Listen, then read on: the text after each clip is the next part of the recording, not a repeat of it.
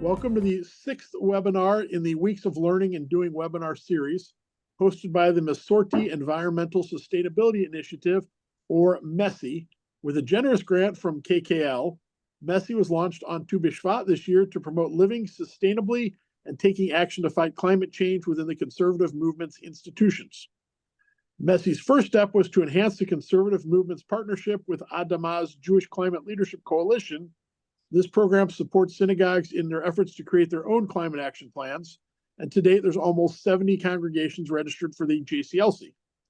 MESI also collaborated with rabbis and scholars to create a unique set of weekly insights and teachings on sustainability that enhances our celebration of the Omer, which you can find on exploringjudaism.org.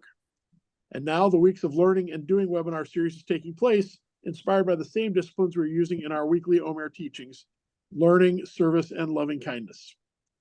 The webinar series is a highly curated movement-wide online event that offers education, information, and resources about environmental sustainability from a Jewish perspective. Some examples of our webinars are capital planning from an environmental perspective, helping to ensure a healthy world, the mitzvah of Yeshuv HaOlam, cultivating spiritual courage and confronting the climate crisis, and tonight we'll hear about financial incentives for greening your synagogue. MESI has partnered with various arms of the movement, like the Men's Club, and some fabulous external partners to offer this one-of-a-kind webinar series about the environmental and climate change that we hope will inspire and motivate action and advocacy, as well as enhance your sustainability actions and commitment to protect planet Earth, our common home. Tonight, MESI is joining with the Federation of Jewish Men's Clubs, or using one of the many acronyms that we use, FJMC, which is an international umbrella organization of approximately 200 synagogue men's clubs and brotherhoods serving more than 20,000 members around the globe, mostly concentrated in the United States and Canada. The FJMC's mission is to involve Jewish men in Jewish life, and as of 2021, the FJMC opened its doors to men's clubs, brotherhoods, and individuals, regardless of synagogue affiliation. Shomrei Ha'Aretz, which essentially translates to Keeper of the Land, is one of FJMC's initiatives. For more than 15 years, this initiative has collected and inspired environmental programming. We welcome all temple members who are interested in the fight against global warming to get involved with Shomrei Ha'Aretz. There's more information about the FJMC's information on our website, fjmc.org. Tonight, we'll learn how to save your synagogue money and reduce its greenhouse gas emissions by taking advantage of valuable tax benefits available from the Inflation Reduction Act. So, quick introduction of the speakers. Scott Kadish is the chairman of the FJMC Shomrei Ha'Aretz initiative and is also a board member of the Jewish Climate Network of Massachusetts. He's a financial advisor with GreenVest, specializing in socially responsible investing. As a member of a CPA firm, he helps religious organizations file the correct tax paperwork to receive tax credits for their completed renewable energy projects. Leonard Whitman is a lifelong resident of Marlborough, New Jersey, where he's quite active at Marlborough Jewish Center and the northern New Jersey region of the FJMC, where he is currently a vice president. By day, Leonard is a certified public accountant and a partner at his firm in East Brunswick, New Jersey, and he's been helping businesses and individuals for over 30 years. Madeline Barr is the vice president of outreach and sales and a co-founder of Resonant Energy. She has significant experience in environmental education, social media, traditional marketing, and nonprofit development. She has a BA in environmental studies from Brandeis University and is a board member of the Jewish Climate Action Network of Massachusetts. And finally, introducing myself, my name is Creighton Cohn. I'm the Vice President of Programming from the FJMC, and I live in St. Louis, Missouri. I'll be handling the technical aspects of this evening's presentation, including the Q&A session. And on that note, that'll be at the end. But if you have any questions that arise, I encourage you, please put them in the chat. And I will moderate the end and get your questions answered. So I would ask you all to mute yourselves if you would, please, if you haven't already done so. And I will turn the program over to Scott Kadish, who will lead with Leonard and Madeline. Thank Scott, you, Craig. Thank you. So here's a quick rundown of what you should expect to learn in the next 20 to 25 minutes or so. First, I'm going to cover the game-changing implications of the Inflation Reduction Act and how the 2022 law is transforming the U.S.'s use of renewable energy through tax credits, including for synagogues and other houses of worship. Next, I will talk about direct pay and how the IRA expanded the opportunities for synagogues to get the same tax credits for renewable energy projects as government and for-profit entities. After that, I will review how there are various bonus adders that could potentially reduce your synagogue's out-of-pocket renewable energy project costs. I will then pass the baton over to Len, who is going to discuss how to determine the eligibility for the low-income community and energy community adders, what are excess contributions and how to avoid them, and review the steps involved in the direct pay process. Madeline then will discuss how the company she co-founded, Resonant Energy, helped a Massachusetts synagogue install solar panels and what was its total financial and renewable energy benefit. As Creighton mentioned, we're going to have a Q&A session after the presentation moderated by Creighton, who is, if he didn't say it, on the FJMC International Executive Board. And finally, I just want to say that the Inflation Reduction Act, while final, is just picking up steam. Any advice we give during this webinar, any tax advice we give, should be reviewed with a tax professional before getting started on a renewable energy project to ensure it is up to date. So the Inflation Reduction Act, many of you may know, became law in the United States in August of 2022. According to the website whitehouse.gov/climate, new investments in clean energy from the Inflation Reduction Act reached over $390 billion so far during the Biden administration. This ambitious law aims to reduce U.S. greenhouse gas emissions 50% below 2005 levels by 2030. Prior to the IRA, only certain government and for-profit entities could get renewable energy tax credits.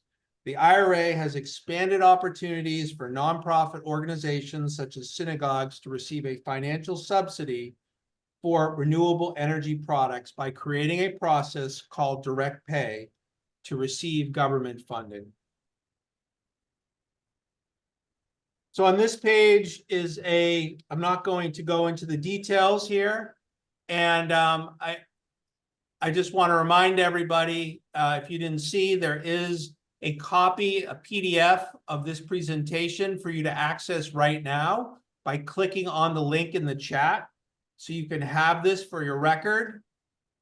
We just want to get it out there. Thank you. I'm going to get back to this page. So in addition to the 30% base credit that you can see for all the renewable energy projects that are listed here, there are what we call these environmental justice adders. And I'll get into the details briefly, but the low income community bonus adder is available for a synagogue that is in a census tract with a poverty rate of greater than 20%, is located in a non-metro census tract whose median family income is less than 80% of state median income, or is in a census tract in a metropolitan area whose median family income is less than 80% of state or metro area. The energy community bonus adder is also a 10% tax credit and is available to those synagogues that meet one of the following criteria.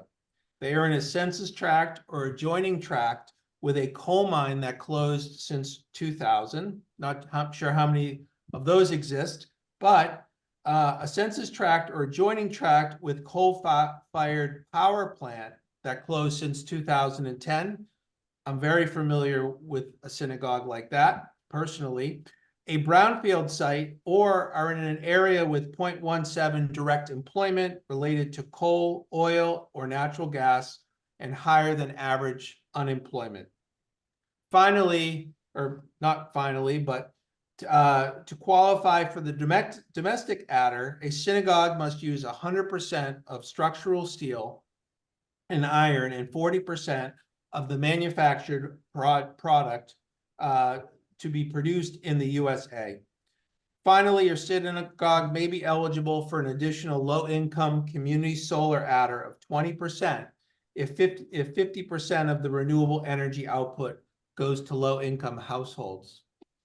Len will now discuss the use of heat pumps to deter the use of heat maps to determine whether your synagogue is located in a community eligible for an environmental justice adder.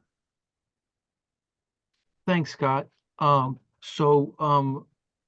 the next slide, which hopefully you guys have, you can use these links. They're clickable, and they can take us to these maps that have been set up by the government where you can just put in your zip code or your town, and you can see if you're eligible for the energy community type bonus or the low income or perhaps both. So I'm going to jump out of the slideshow for a sec, but you guys should still be able to see this instead. So this is the energy community about the, closed coal mines and former areas. You can fully zoom in on it, and it's fully searchable. So like, for example, if you wanted to say, let me see, Allentown. Allentown is not eligible for a coal closing, but you can see, obviously in the Appalachian areas, there's a lot of that scattered there. And it's a nice little tool, and we have the link in there, and this has been set up. And there's also a similar one for low income communities, same type of situation. So here you can see, though, like certain areas, I guess, of Allentown, depending on where you live, are actually in the right zone. And you can click on each district. It will tell you more about it, about the calculations that they use to determine that these zones are eligible or not. So they're very useful in determining if you can get these extra bonus add-ons. So there's also, we wanted to just let people be aware, if you do have a project and you're getting either government grants already to help you fund the project, or you have a restricted contribution that has been restricted to help you fund this project, those are deductible from the total amount of the project that you could then get the eligible credit on.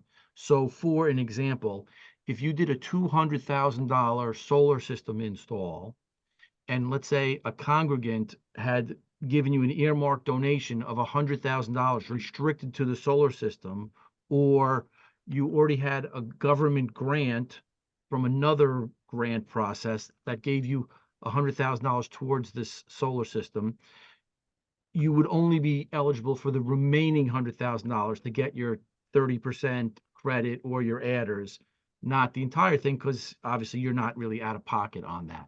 So you can't double dip on both a donation, a restricted donation, and the tax credits, grants that you get, for example, for rooftop solar.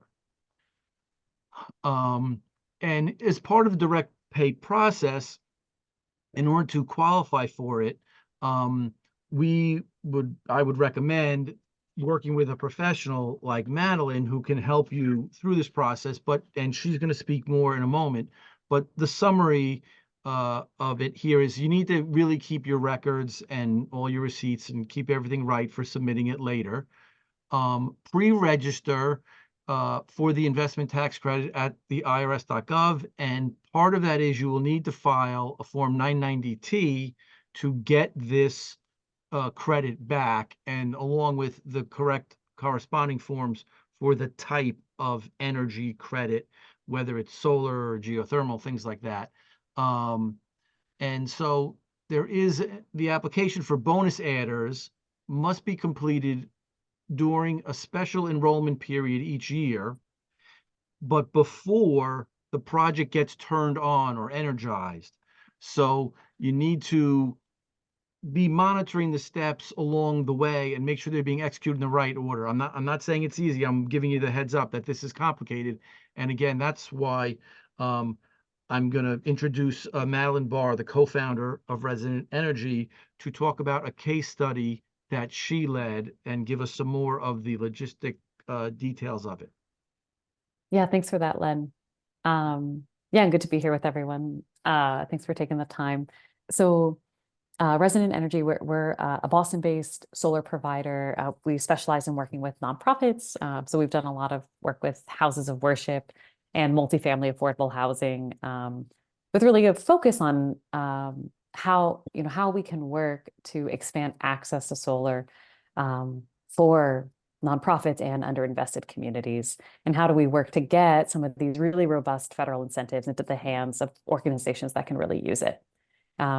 We've been doing this work for about 10 years now, and have just filed a bunch of applications, about 100 applications in the last environmental justice tax credit adder period. And as Len and Scott both referenced, getting ready to submit some more, about another 80 projects applying for these tax credit adders to increase that, essentially that rebate that they'll be getting back. So this is just an example to give you some numbers to work with, and to be able to kind of visualize it a little bit more. This is a synagogue in Somerville, Massachusetts, and every state has different solar incentives. So the actual value that your organization may get for its electricity and additional state incentives is probably going to look quite different, as is probably also the upfront cost based on the cost of labor and equipment where you're located. But to give you a sense, this is a 27 kilowatt system, which is a small to average sized building. This building's a few stories tall. They'll be producing about 30,000 kilowatt hours per year, which is just about 100% of what they use on an annual basis. So they'll be using all of their production right in the building, and that upfront cost will be about $105,000. So this location does not qualify for any of the additional energy community or low-income tax credit adders. So their baseline is the 30%, which is about a $31,000 federal tax credit that they'll get within 12 to 18 months of the project completing. Their year one electricity savings will be about $10,000. They get another $870 from the state of Massachusetts each year for about 10 years. And so the system has paid for itself by the end of year 7. And they're looking at about $240,000 25-year net savings. So that includes paying off the system, and just, what they are, most of that is what they're making in free electricity for that time. So it's doable, of course. There are still the barriers of that upfront capital investment. More and more, we're seeing banks and philanthropic funders and lenders offering loans to go forward with it. But it's a really great opportunity, and these new federal incentives can make the nonprofit economics look a little bit more on par with the sort of the tax eligible for-profit entities that have been able to access some of these benefits for a long time now. So if you're considering it, we encourage you to use this opportunity to explore. So I think that's about all we have, and are interested in the conversation and the Q&A, and I'll pass it back to Creighton. So there are a few questions in. I would say, though, that whoever has a question, please let us know. I don't have a specific question, but Leora Milgram Gartner, and I got referenced earlier, but I work with Adama and run the Jewish Climate Leadership Coalition, supporting organizations across the U.S., navigating these questions, looking at solar, all kinds of energy efficiency work to address the climate crisis, and whatever climate actions they're ready to take on. I'm going to quite, because I'm hearing myself an echo, which is incredibly challenging, but delighted to be in the chat and to be here with all of you. It's incredible to see all of the interest here. Excellent, thank you. And I appreciate that, because I had mentioned to earlier that Adama was a part of the, saw that you're on there, so I wanted to make sure that we give a shout out to you. So looking at a couple of the questions, there's a few in here, so please, if you have any more, please feel free to either put them in the Q&A or to go ahead and just put them in the chat. And I would be more than happy to share them. But one of them is mention of a form, a file, Form 990. Len, Right. and if you guys want to just talk about that briefly, because one of the first questions when I first started talking with Len and Scott and Madeline was this whole thing of like, wait a second, these institutions generally don't file tax returns. So therefore, what do they do? So I'm just a lawyer. I'm not a CPA. I know nothing about this. But I would in fact say, Len or Scott, if you or Madeline, whoever would like to add some of that. Well, I'd say let's let Mr. Rothbard say he I think has his hand up and he wants to say something. I'll be glad to tell you what a Form 990 is for. Basically, it's for nonprofit organizations to determine if they qualify under a tax-exempt status for a 501c3. They measure your program administrative and fundraising expenditures. They look at that plus other items as well. And in order to qualify as a 501c3, to be tax exempt, you must file Form 990 to answer your question. Do you have Okay. anything else you wanted to add? Yes, I ran this by my temple. And of course, with their wonderful interest, they said, we don't want to file any tax returns. So my question to Leonard Whitman, do we need to file a formal Form 990 in order to qualify under the 40% concept for what we call low income areas in order to get the temple benefits? Okay, so thank you for the question. It's actually, Scott will back me up on this. It is the first question I asked when Scott presented this whole thing to me. I said, well, what do synagogues do? We don't file 990s. So just to put a finer point on things, because a lot of these tax things are very, very detail oriented, you file a Form 1024 to determine your eligibility status if you are in fact a not-for-profit or not. Once you file, and that's a once in a lifetime form to initially apply. So like the Termination FJMC letter. applied for that like in 1916 or something. So once you have approval, you then need to file 990 every year. And that's why so many synagogues and churches are reluctant to file 1024, because then they have to file 990 every year. However, religious institutions are automatically not-for-profits. They don't need to file the 1024 to find out if they're not-for-profit, so they don't need to file a 990 ever. However, in order to get this credit, you have to file a 990. So my question is, do I got to file a 1024 to file a 990, or can I just file a 990 one time for this credit and then go back to the way I was before? Well, other people are asking this question too. And there is section 6417. The IRS is coming out with proposed regulations. They're sort of in a state of flux. And we're monitoring it to see what's going to go on, what's going to be the result. But right now, I honestly do not have an answer. I think I framed the situation for you. I hope I've shed a little light on it, but I don't really have a direct answer, like what am I going to do? Now, Madeline has done more of them. She might know what some other places have answered, but as a CPA, that's my answer. Leonard, have you talked to tax exempt? Can you reach them, or is that impossible? Oh, yeah, well, there's a practitioner's hotline that we have ways to call and get through, but in general with them, if you want something, you really got to get it in writing, and that usually is the whole And the separate higher process. ups, you got it. like a letter ruling, yeah. Right, they need a letter of ruling, correct. But they might come out with this guidance, because I mean, this is so big. Obviously, the federal government is behind this. I mean, they made it law. It's their responsibility to put it into action, and they're going to have to come out with guidance because it affects a lot of probably churches and houses of worship, things like that. Well, you know? Yellen is working on this right now, Leonard, Pardon? in the Treasury Department. Yellen Yeah, is the head of the Treasury. She's working Yeah. on it right now because I've been talking to them. Oh, okay.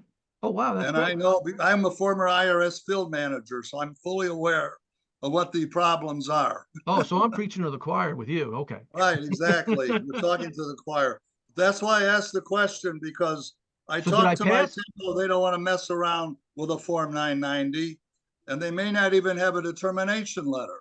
Right. Who knows? Like you said, that's another issue.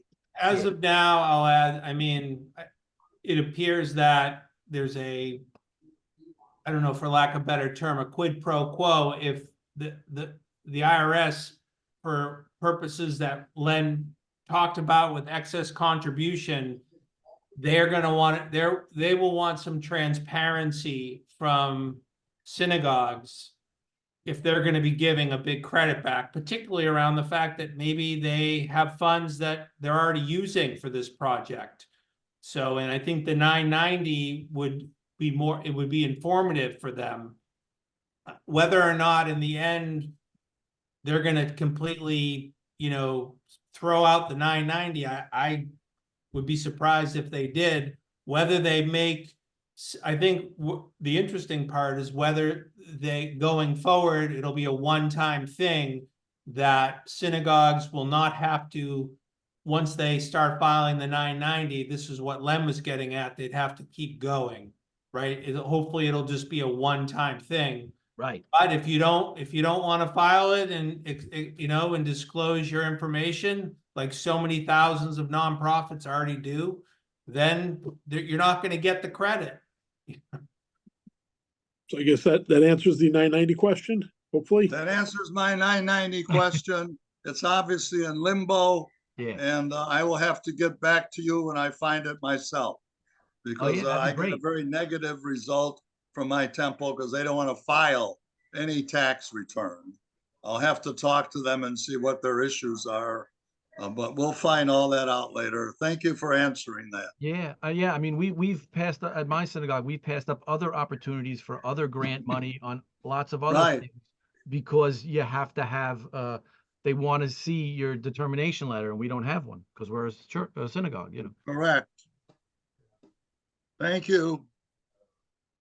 And this is why I use CPAs to handle my my tax questions and refer my clients to them. Exactly right. It looks like there's a question for Madeline. So your work is in Massachusetts. Do you know similar groups in other states, specifically Louisiana? Yeah, great question. And some, depending on the state. Unfortunately, I don't know any in Louisiana. I could do some research and chat with some of our partners who might, but no one comes to mind.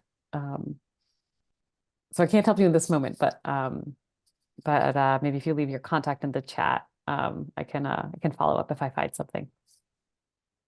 Okay, and I think we should have everybody's emails as well. So if you would note that was from, looks like Penny Marion Freestad. Apologize, my eyesight is not as good as it once was, so I Yeah, apologize that's if I got me. your name wrong. I'm putting it in. Yeah, I appreciate follow-up. Even maybe some national groups, you know, as opposed to a specialized one, or something for the South, which is probably pretty weak. It's definitely a less robust solar industry than in California and the Northeast, but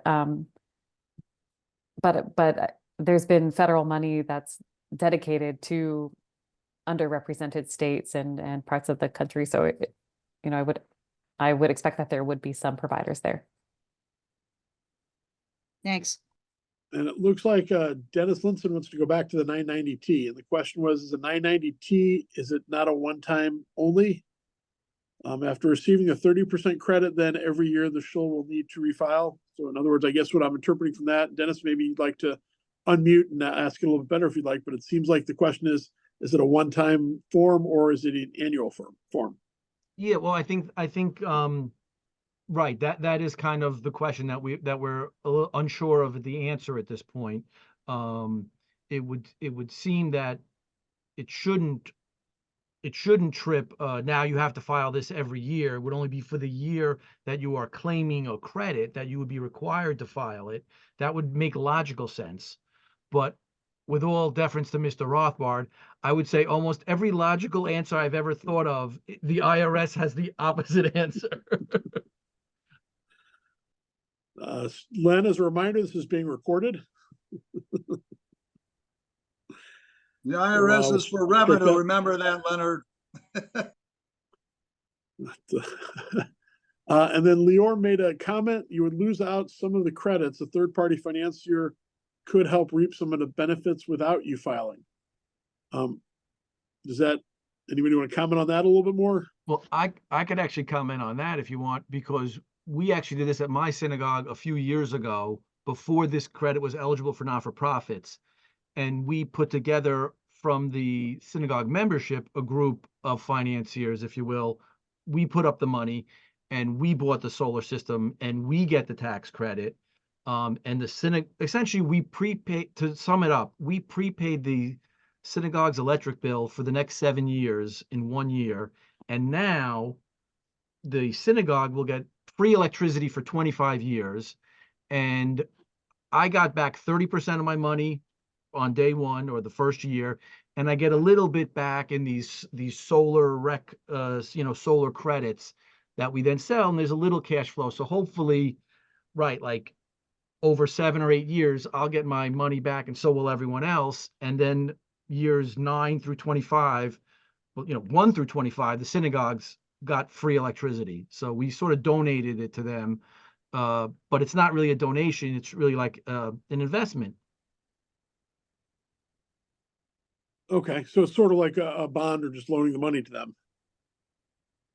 Yeah, well, we actually we buy the system and then we like sold it to them for $1 or lease it to them for $1 or something like that. And we own it, so we can get the tax credits, we get the depreciation, we get the benefits of all the tax benefits, because the synagogue could not use the tax benefits because it doesn't pay taxes. Okay, so it's like selling carbon credits or something like that. Is Yeah, kind of sort of. Yeah. When it generates a kilowatt of electricity, it generates a credit that we can then carbon offset sell in this market.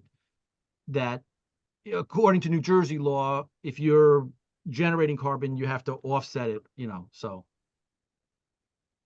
So is there a open market to sell a system like this? I mean, is there anybody that actually specializes in this type of financing or to do something like that, or is it? Well, I think the actual installer, the electrician, I'll say, who did our thing, he would also do that. He sort of would go around and try and find people who would put up the money, matching with people who essentially had flat roofs, I think is really what it was. And who wanted to pay for their electricity for free, get their electricity reduced or for free. I can add in a little bit on there too, which is you can find regional and national solar financing firms that will pay for 100% of the capital cost, and then they get the tax credit, they can count the depreciation. So your savings are much less than if you own the whole thing outright, but you have paid nothing for it and you're not responsible for ongoing maintenance. So I think there are other, similar and different to the setup that Len was talking through, arrangements for people to work with a solar financing firm, to go with a third-party financed option. Is there any company that in terms of the solar world that would literally give you the whole package in one? They'll deal with the financing for you. They'll put it on your roof. They'll do everything, or you have to kind of piecemeal out from different companies. I can speak to that. I'll Marty, just sure. hop in real quick. Yeah, Creighton, I don't know if you're setting me up with that question, but that is what Resonant and other companies similar to us will do. Yes, Sort of I was setting you up, follow exactly. it soup to nuts. Yeah. Sorry, I Martin. did look up your company, but I didn't look up that much. I'm sorry, Marty. Did you have something you wanted to add? I thought I saw Marty. Yeah, I can help with that. I'm in the solar business, and we have helped day school in the Boston area do exactly that, where they had a consortium of people very similar, like with Len Whitman's situation, where a bunch of the backers of the day school bought the system for them, and it worked out very well. No out-of-pocket cost for the day school. The investors got the 30%. They also, because of the way we sourced the material that was US made, and they got an extra 10%. So that's a 40% tax credit, along with the small one from Massachusetts that Madeline talked about.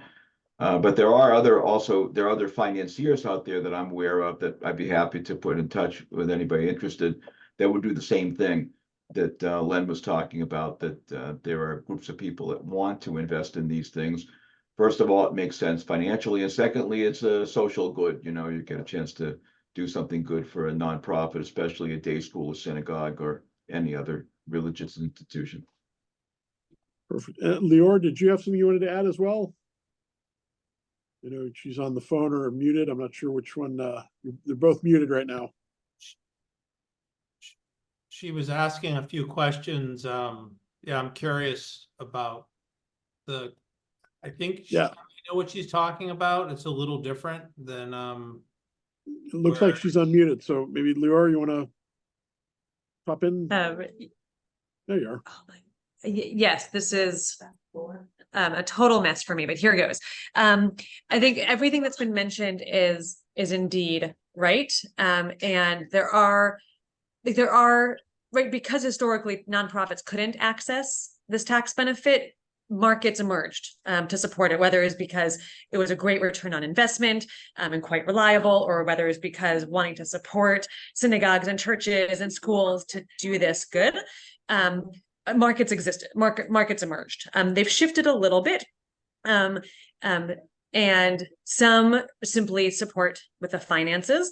And I mentioned and this is not yet a partnership with Adama, but I've been doing this for enough time that I've got some organizations in my back pocket, meaning that I've worked with them. Collective Sun is a really great organization, and Revolve does solar nuts to bolts, beginning to end, all of the things that you could imagine and want. Happy to make introductions.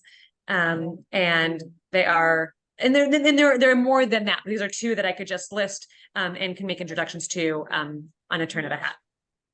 So I would ask, if you don't mind, Len, if you could share your screen. The email addresses for the three speakers this evening are there. Lior, if you'd like to put yours in the chat, if you'd like. I also, you'll note in the chat, I put a link to the presentation. I believe it was a Google slide, something like that, but there's a link to that. So if you look there, I also put in a link to the other programs as part of this OMER that Messi has put together, so that if you'd like to, join any of the subsequent programs, there's still, I believe, 4 or 5 or so or more left in this series that Messi has put together. Hi, Stephen, I have a question. Oh, yes, For Steve, those please. that are in poor communities with lack of resources, are there any grants available to help with these alternative forms of energy? I don't know. So grants, like private grants.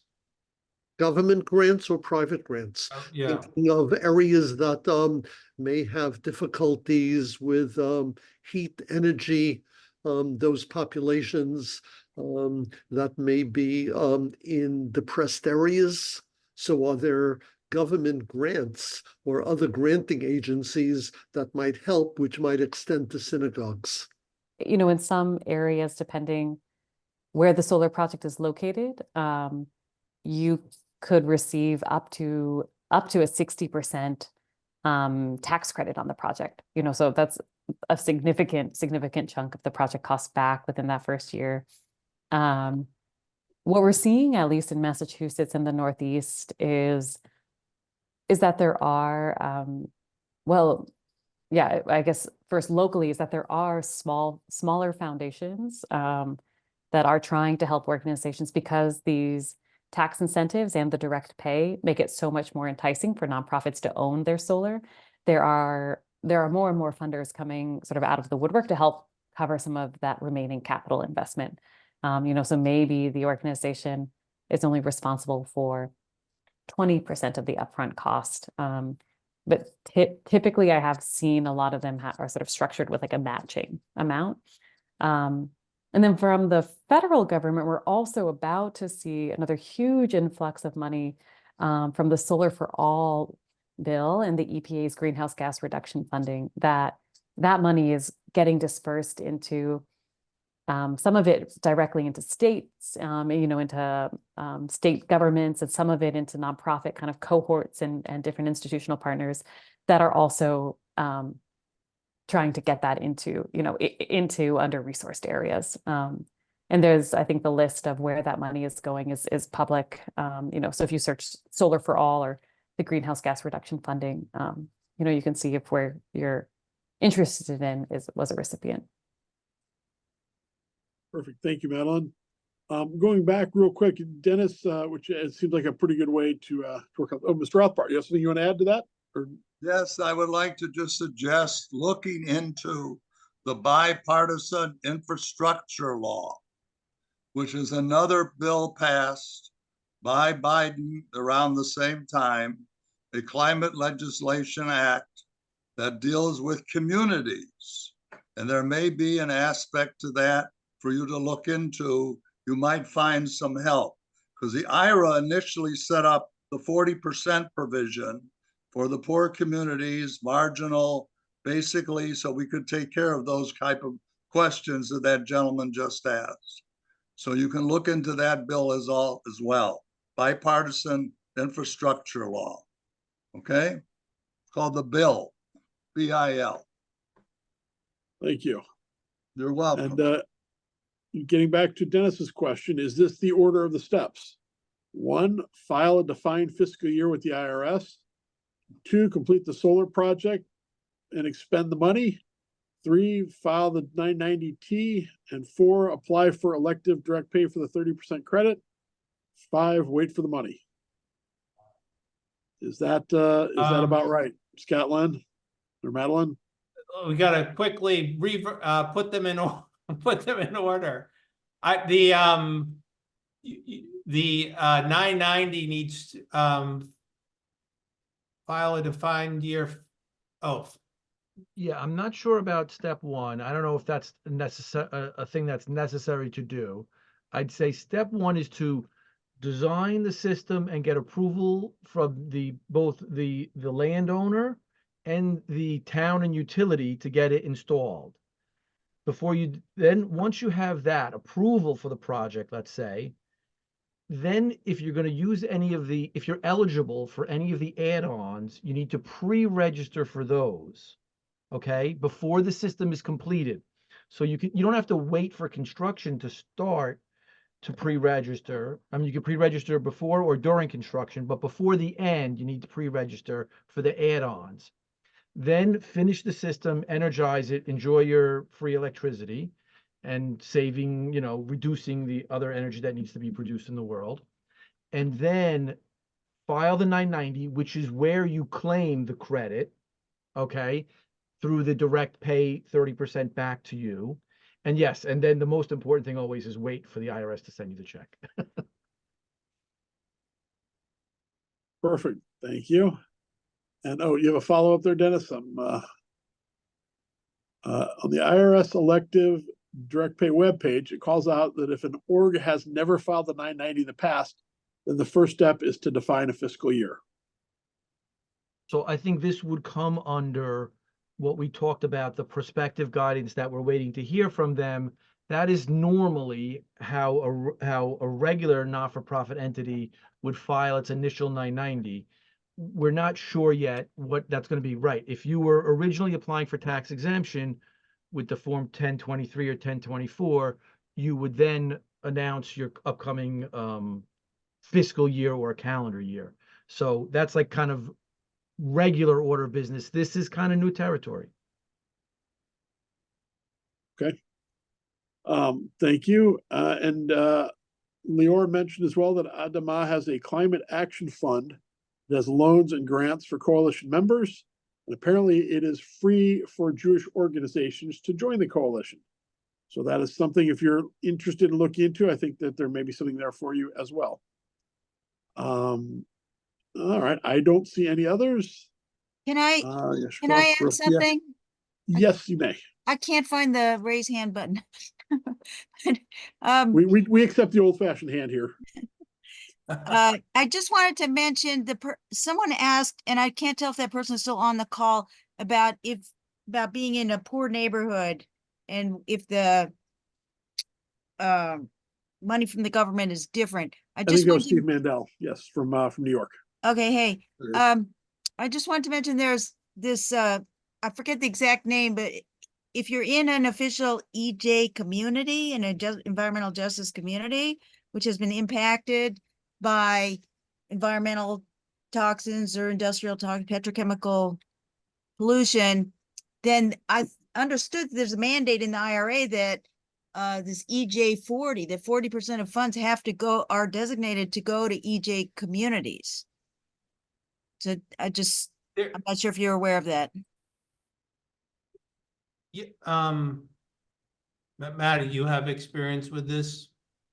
Yeah, I think you are maybe referring to the carve out, potentially, but it's just exactly what you said, Penny, which is that there's lots and lots of solar developers and financiers and big solar projects applying for all of these funds, and there's a carve out within each of the categories for what are referred to as additional selection criteria, and